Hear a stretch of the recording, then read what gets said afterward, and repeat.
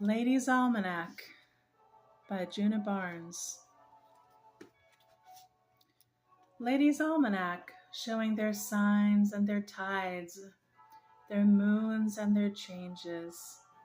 the seasons as it is with them, their eclipses and equinoxes, as well as a full record of diurnal and nocturnal distempers, written and illustrated by a lady of fashion. Lady's Almanack. Now this be a tale of as fine a wench as ever wet bed, she who was called Evangeline Musset, and who was in her heart one grand red cross for the pursuance, the relief, and the distraction of such girls as in their hinder parts and their fore parts, and in whatsoever parts did suffer them most, lament cruelly, be it itch of palm, or quarters most horribly burning, which do oft occur in the spring of the year, or at those times when they do sit upon warm and cozy materials such as fur, or thick and oriental rugs, whose very design, it seems, procures for them such a languishing of the haunch and reins as is insupportable, or who sit upon warm stoves, whence it is known that one such flew up with an "Oh my God!" What a world it is for a girl indeed, be she ever so well abridged and cool of mind and preserved of intention. The instincts are, nevertheless, brought to such a yelping pitch, and so undo her, that she runs hither and thither, seeking some simple or unguent which shall away her pain. And why is it? No philosopher of whatever sort has discovered, amid the nice herbage of his garden, one that will content that part, but that from the day that we were indifferent matter to this, wherein we are imperial personages of the divine human race, no thing so solaces it as other parts as inflamed, or with the consolation every woman has at her fingertips or at the very hang of her tongue. For such then was Evangeline Musset created, a dame of lofty lineage, who in the early 80s had discarded her family tandem, in which her mother and father found pleasure enough, for the distorted amusement of riding all smack of stride, like any yeoman going to gather in his crops, and, with much jolting and galloping, was made hour by hour less womanly. Though never, said she, has that Greek mystery occurred to me, which is known as the dashing out of the testicles and all that goes with it, which is said to have happened to a Byzantine baggage of the Trojan period, more to her surprise than her pleasure. Yet it is an agreeable circumstance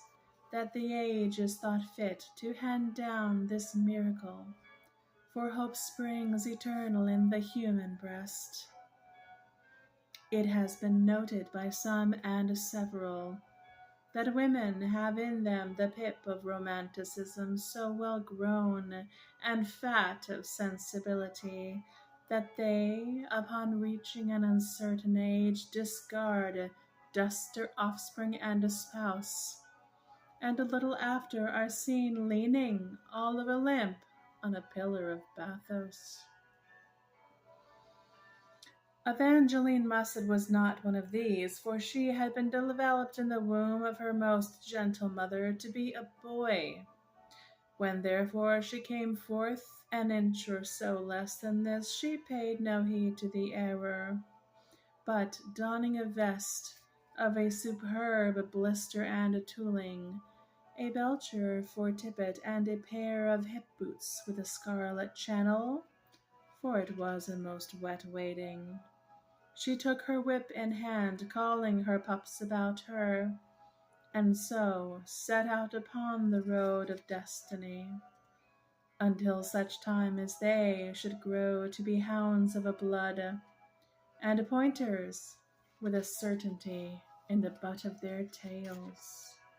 waiting patiently beneath cypresses for this purpose, and under the boughs of the yellow tree, composing as she did so madrigals to all sweet and ramping things.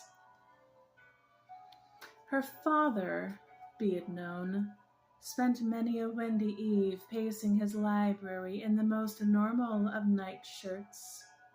trying to think of ways to bring his erring child back into that religion and activity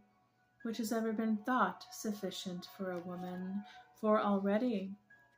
when Evangeline appeared at tea to the Duchess Clitoressa of Nate's Court, women in the way, the bourgeoisie, be it noted, on an errand to some nice church of the Catholic order with their babes at breast and husbands at arm, would snatch their skirts from contamination, putting such wincing terror into their dears with their quick and trembling plucking, that it had been observed in due time by all society, and Evangeline was in order of becoming one of those who is spoken to out of generosity, which her father could see would by no road lead her to the altar. He had words with her enough, saying, "Daughter, daughter, I perceive in you most fatherly sentiments. What am I to do?" And she answered him high enough, "Thou, good governor, wast expecting a son when you lay atop of your choosing. Why then be so mortal wounded when you perceive that you have your wish? Am I not doing after your very desire, and is it not the more commendable, seeing that I do it without the tools for the trade, and yet nothing complain? In the days of which I write, she had come to be a witty and learned 50,